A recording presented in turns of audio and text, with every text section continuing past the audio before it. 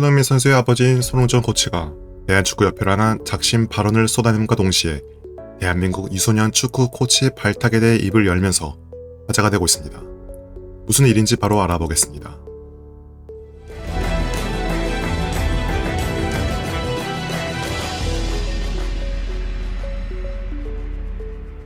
손흥민의 아버지 손흥정 코치가 국내 한 기자의 인터뷰에 입장을 밝혔습니다. 나는 흥민이가 파리 생제르맹이나 레알 마드리드에서 관심을 가지고 있다 해서 혹은 영입을 한다고 하더라도 전혀 기쁘지가 않아요. 물론 관심을 가져주는 것만으로도 아버지로서 매우 기쁜 일이죠. K리그하고 한국 축구를 나눠지는 거예요.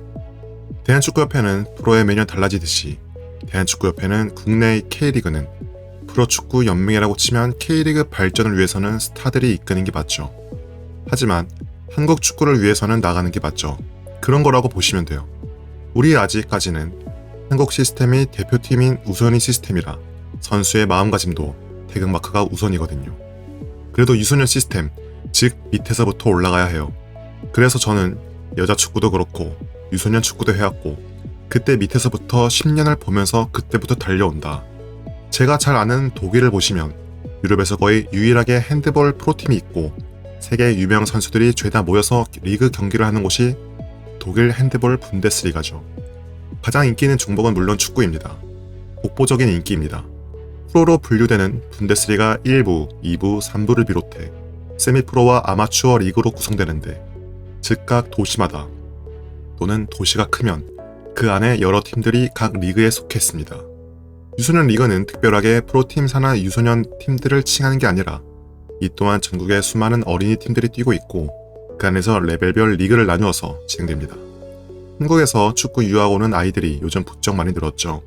최근에는 코로나로 많이 돌아갔다고 들었습니다. 그 친구들이 독일 와서 유소년 팀에 들어갈 때 처음에 어떤 팀으로 들어가는지가 참 중요할 것 같아요.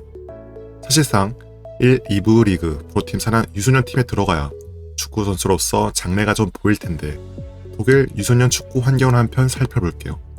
한국과는 하늘과 땅 차이예요. 독일에서 유소년 축구 환경은 정말 환상적입니다. 첫째, 각 동네마다 축구 잔디구장이 여럿 있습니다. 인구 2만인 도시 약간 외곽에 큰 체육시설이 있는데 거기에 400m 트랙이 포함된 축구장 1개, 잔디구장 2개, 연습용 잔디구장 1개, 잔디 없는 구장 1개, 실내 구장이 있습니다. 축구 관련 시설만 이렇습니다. 겨우 2만 사는 동네인데 말이죠. 만약 뒤셀도르프 같이 인구 60만 정도의 도시라면 이런 축구장에 모인 스포츠 단지만 20군데가 넘을 거라고 봅니다. 아이들은 집에서 가까운 데 가면 됩니다. 지역리그 홈경기에 선수들이 홈팀 도시의 어린이들과 손잡고 입장을 기다리고 있습니다. 5에서 6부 경기도 프로 경기와 같은 방식으로 경기합니다. 진지하고요. 심판도 심판복 입고 하고 실제 경기를 프로 경기하듯이 잘 짜인 패스 축구로 하는 것을 보고 경탄했습니다. 둘째, 동네 남자 어린아이들 중 절반 이상은 만 4에서 6세부터 클럽에서 축구를 시작합니다. 즉 독일의 모든 남자 인간들과 소수의 여자 인간들은 축구에 재능이 있는지 어릴 때부터 100% 검증 가능합니다. 일주일에 보통 2번, 한 번에 1시간에서 1시간 반 운동을 재미있게 합니다. 운동이 싫거나 공놀이를 싫어하는 아이들 빼고 가능한 모든 독일 아이들이 일단 축구공을 만지는 환경이 있는 거죠. 셋째, 축구장의 잔디가 사시사철 푸릅니다. 아이들은 유니폼 위에 축구 잠바를 입고 장갑을 끼고 머리에 비닐을 쓰고 축구했어요. 한국에서는 겨울이 되면 잔디가 누렇게 뜨고 얼고해서 관리가 참 어렵지만 독일 잔디는 겨울에도 파릇파릇합니다. 자동으로 물 주는 시설도 다 갖춰져 있고. 넷째, 비용이 거의 안 듭니다. 코치는 대부분 일반 어른들이 단기 코칭 교육을 자발적으로 받고 무보수로 일합니다. 회사를 마치고 오후 4시부터 일주일에 2번씩 아이들을 트레이닝시키고 토요일 리그 경기에 아이들을 인솔해서 학부모들과 함께 홈경기 혹은 원정 경기를 치릅니다. 모든 나이대 아이들이 말이죠. 이런 생활 속에서 어릴 때부터 축구를 하는 아이들은 나이가 들면서 관심이 멀어지거나 다른 운동을 시작하면서 축구에서 하나씩 떨어져 나갑니다. 이런 어린이 축구팀은 잘하든 못하든 성적이 중요하지 않기 때문에 아이가 축구를 잘하지 못해도 스스로 재밌다고 생각하는 한 계속 다닙니다. 한국 같으면 아이가 팀의 경기력에 마이너스가 되고 개선이 안 된다면 부모나 아이나 위축되어 그만두게 될 텐데 그런 일은 없습니다. 주위 어른이나 친구들도 으쌰으쌰하는 분위기지 경기에 지거나 큰 실수를 해도 누구를 탓하지 않습니다. 단 시합 중에는 코치가 소리도 지르고 다그치기도 하고 혼도 냅니다. 경기 끝나면 칭찬해줍니다. 만약에 어떤 아이가 다른 아이를 비난하거나 일치거나 하는 행동을 한다면 그 아이는 코치와 부모로부터 엄청난 훈육을 듣게 됩니다. 평소에 다정한 코치지만 이때 부모만큼은 돌변합니다. 여기 독일에서는 아이들끼리 때리고 싸우는 일은 거의 일어나지 않습니다. 모두들이 질색을 합니다. 사람으로 보지 않습니다. 그런 문화 속에서 자라기 때문에 육체적으로 괴롭힘을 당하는 아이들은 찾아보기 힘듭니다. 코치도 아이를 축구 실력으로 대하지 않습니다. 왜냐면 코치 자신도 직업으로서 코칭하는 것이 아니고 아이들에게 축구의 즐거움을 주려고 자발적으로 하는 일이고 대부분의 아이들은 축구를 직업으로 가질 가능성이 없을 뿐더러 이러한 활동을 생활 스포츠로 바라보기 때문에 아이 하나하나가 즐겁게 운동하는 데 초점을 맞춥니다. 반면 중국을 보세요. 돈을 보면 상업적으로 많이 올라갔죠. 그런데 유소년이 안 되는데 그 사람들은 돈 먹고 갈 사람들이고 10년 후를 보고 키워야 한 나라의 축구가 나라가 되는 거지. 위에는 갔다 없어질 거예요. 위에는요. 그리고 왜 제가 이야기하면 어른들은 버릇이 들어서 고치기 힘들어요. 유소년은 버릇이 들기 전에 교육을 하면 정말 성장할 가능성이 있어요. 돈을 넣어서 또 투자하면서 성장을 시키면 가능해요.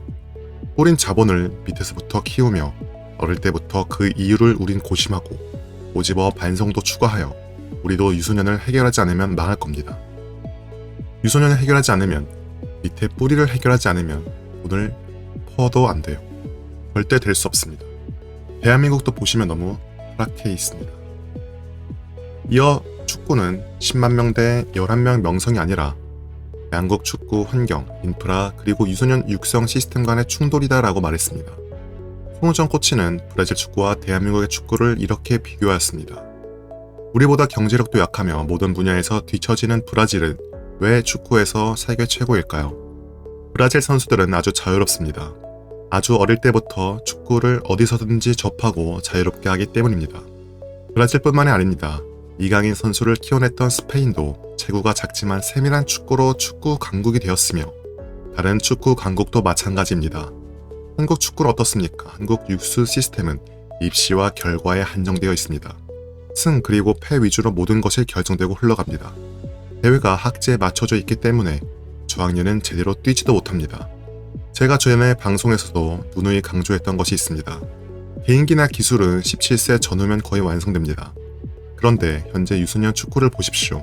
그 갓난아기들한테 뭘 시키는지 보란 말입니다.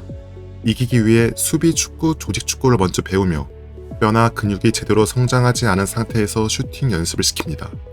정말 많은 유소년 축구 훈련센터에서 지도자의 이름을 달고 그렇게 가르칩니다. 그러면서 대한민국 축구협회 정몽규 회장은 국제축구연맹에서 순위 10위 이내에 진입할 수 있도록 하겠다며 선언을 하고 있습니다. 저희 축구 현실이 이러한데 이번엔 뭘 선언할지 참 두렵습니다. 이렇게 발언하며 대한축구협회에 대한 불신 혹은 비판의 감정을 드러냈습니다.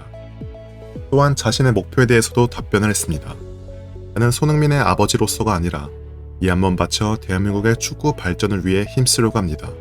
축구를 좋아하며 잠재력에 발견된 학생들이 축구를 제대로 배우고 성장할 수 있도록 여기서 훈련하며 프로로 갈 때까지 적어도 10년은 기본기만 해야 한다며 이것을 버텨야 대한민국 축구는 발전할 겁니다.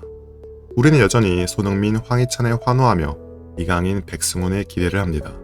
지금 당장 눈에 보이는 결과보다는 미래의 우리 후손에게 아름다운 축구 시스템과 축구 교육 환경을 만들어냈으면 좋겠습니다. 영상 유익하게 보셨다면 좋아요와 구독 부탁드립니다. 시청해주셔서 감사합니다.